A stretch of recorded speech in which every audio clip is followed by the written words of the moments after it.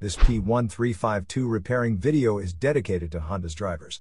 If your Honda is getting a P1352 error code, this video is going to show you one practical solution to fix the error code at home. Use the Zeus app to scan your vehicle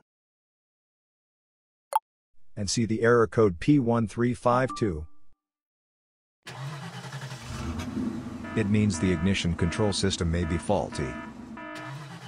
Here is one of the most practical solutions to fix Honda's P1352 error code.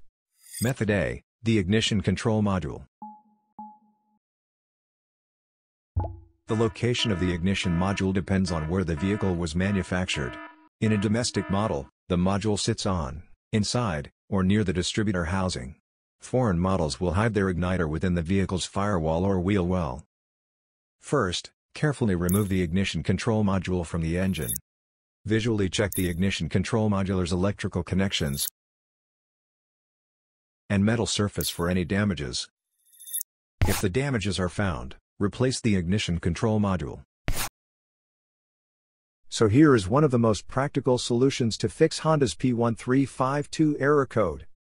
After the repair, you can now use the Zeus app to clear the error code.